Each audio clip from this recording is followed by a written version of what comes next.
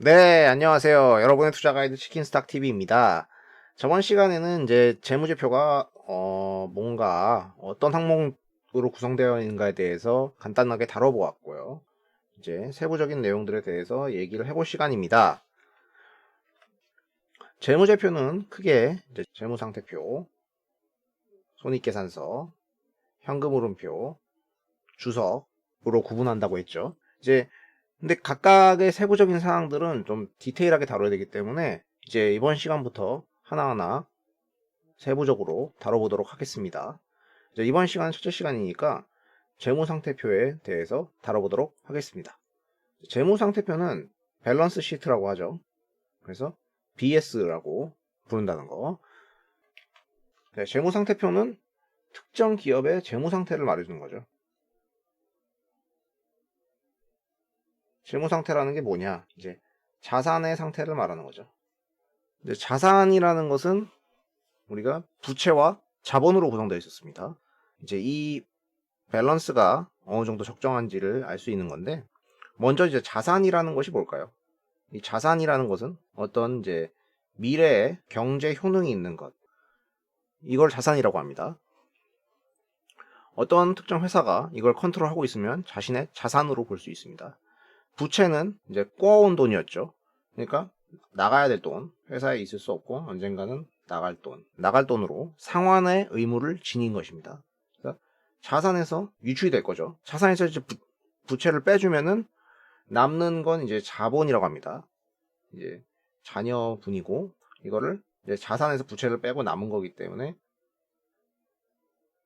순자산이라고도 합니다. 순자산. 혹은 이제 주주의 몫이기 때문에 주주 지분이라고 하죠. 자, 일반적으로 이제 자본 총계는 주식 시장에서 회사에 대해서 매기는 덩치인 시가총액, 시총하고는 같은 개념은 아니에요. 이걸 의미하는 건 아니지만 어쨌든 주식이라는 것은 회사의 일부이기 때문에 자본 총계와 통해서 어떤 시장에서 가치를 매기거나 추정하는데 도움이 될 수 있는 겁니다. 다시 한번 요약하면 자산은 부채 플러스 자본임을 명심하십시오. 이제 순서가 왜 이렇게 1번, 2번, 3번 이렇게 나온지 알겠죠? 회사가 갖고 있는 자산에서 남의 것을 갚고 난 다음에 갚고 나야 내 것이 남는다. 이런 거겠죠. 자, 그러면은 이제 실제 재무상태표를 보면서 말씀을 드려보도록 하겠습니다. 자, 이건 예시인데 이제 코메론이라는 회사입니다. 이제 줄자를 만드는 회사인데 재무제표가 깔끔하고 설명하기 좋을 것 같아서 제가 가져와 봤습니다. 이제 연결 재무제표 눌러볼게요.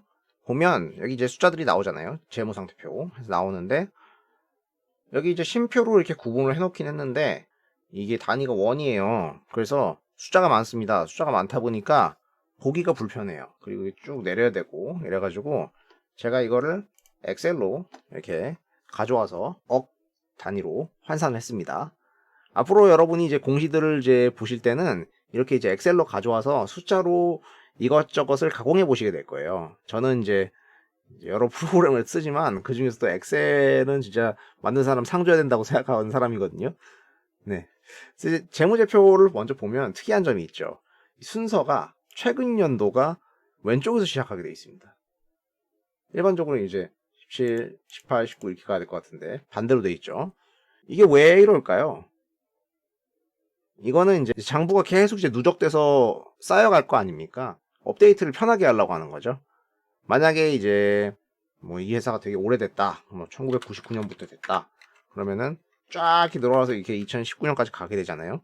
근데 여기서 시작하면은 이렇게 해가지고 계속 이쪽으로 가야 되잖아요.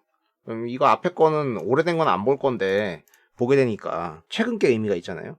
그래서 일반적으로 이제 로 데이터로 회계 장부를 만들 때는 이런 식으로 만들게 되죠. 이걸 또 보기 좋게 가고 뭐 이렇게 그래프 같은 거 만들려면은 대외적으로 나갈 때는 왼쪽에서 오른쪽으로 바꿔줘야 돼요. 이게 엄청 귀찮죠. 어쨌든 이제 살펴볼게요. 여기 자산이 있고 부채가 있고 자본이 있습니다. 아까 말씀드린 대로 자산 총계는 부채 총계 더하기 자본 총계입니다. 근데 보면 이제 유동 자산이라는 게 있고 비유동 자산이라는 게 있어요. 자산에는. 그리고 부채도 유동 부채가 있고 비유동 부채라는 게 있습니다. 그러니까 보면 유동, 가능할 유, 움직일 동, 뭐 움직이기 쉽다. 그 비유동은 아닐 비, 움직이기 쉽지 않다 이런 걸 텐데 유동은 뭔가 단기적으로 쉽게 현금화가 가능한 느낌이고 비유동은 쉽지 않게 느껴지는 거죠. 그럼 그 기준이 뭐냐? 그 기준은 12개월, 이제 1년입니다. 1년 안에 현금화 시킬 수 있으면 유동자산, 1년 안에 갚아야 되는 돈이면 유동부채, 뭐 이런 식이죠. 자, 자산을 살펴보겠습니다. 자산에는 여러 항목들이 있을 텐데 유동자산이라는 거는 현금 혹은 현금성 자산, 예금과 같은 뭐 단기 금융 상품, 그건 뭐 측정이 가능한 금융 자산들, 그리고 뭐 외상을 줬으면은 이제 매출 채권, 그리고 뭐 이렇게 원재료성에 가까운 재고 자산, 어떤 이제 다른 뭐 뭘 팔았는데 수거를 못한 미수금, 혹은 내가 꿔준 돈인 뭐 단기 대여금 같은 것이 있고요. 이 탭이 이렇게 안으로 좀 들어가 있잖아요. 이거는 이거의 하부 항목이라는 거예요. 이걸 다 합치면 이게 됩니다. 114가 되죠. 114가 되죠.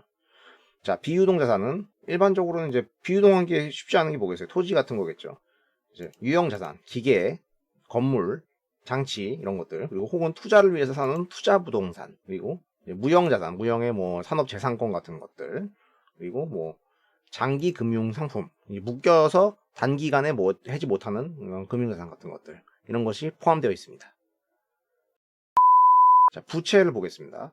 부채에서 유동 부채는 매입 채무라는 게 있죠. 매입 채무는 뭔가 매입을 하기 위해 빚을 졌다는 거잖아요. 그러니까 내 장사를 하고 싶으니까 원재료를 먼저 빚을 져서 사오고, 내 장사해서 갚을게 이러면은 이제 매입 채무가 되겠죠. 그리고 미지급금, 내가 이제 줘야 되는데 안 준 것, 그리고 여기 뭐 단기 차입금, 그리고 유동성 장기 차입금, 둘 다 뭐 이제 단기간에 1년 안에는 갚아야 되는 그런 부채 성향인 거죠. 그리고 환불 이런 것도 뭐 단기간 해줘야 될 수 있으니까 환불 부채 이런 것도 포함되어 있습니다. 비유동 부채는 일반적으로 장기 차입금, 그리고 어떤 기업이 발행하게 되면 이제 사채, 그리고 퇴직자들한테 지급해줘야 되는 이제 퇴직급여 부채 이런 것들이 포함되어 있습니다. 이제 부채에서 크게 우리가 신경 쓰는 부분은 실제로 이자가 발생하는 성향의 부채들이에요. 어떤 부채들? 차입금 이런 거겠죠. 차입금 이런 것들, 이런 차입금들을 이제 흔히 이제 이자 발생 부채라고 합니다. 나머지 부채들은 이제 이자를 안 내도 뭐 버틸 수 있는 것들이니까 이제 흔히들 사업하는 사람들이 빚을 잘 쓰는 것도 능력이라고 하긴 하잖아요. 요즘 같은 특히나 저금리 시대에는 부채가 많아도 이제 금리가 낮으니까 낼 이자가 많지가 않으니까 높은 부채 비율을 이렇게 보이는 회사들도 있잖아요.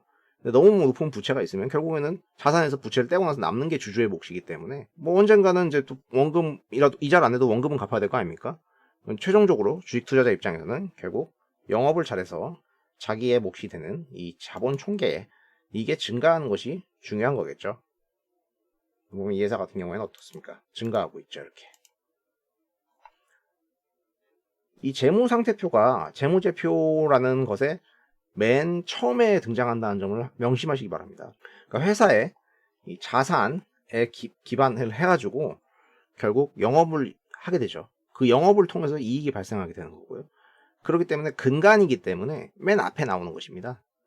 종종 이제 많은 사람들이 이제 이런 처음에 회계 지식을 익히는 시간이 지나고 나면은 회사의 현 상태를 나타내는 것이 재무상태표라는 것을 잊어버리곤 합니다. 이제 그러다가 갑자기 이제 부채 비율이 높아가지고 부채 이슈로 회사가 곤란해져서 낭패를 보거나 하는 경우가 종종 있습니다. 그러니까 이 바란스적으로 뭔가 좋아야겠죠. 사실 뭐 부채가 꼭 많다 이게 나쁘다고 하긴 어렵지만 유동성이 되게 좋고 뭐 이런 고가에서 인심나는 그런 넉넉한 상태가 바람직하다고는 할 수 있겠습니다. 자, 이번 시간에는 재무제표 세부에서 가장 근간이 되는 재무상태표에 대해서 조금 더 다루어 보았습니다. 다음 시간에는 다른 항목으로 다시 찾아뵙도록 하겠습니다. 시청해주셔서 감사합니다.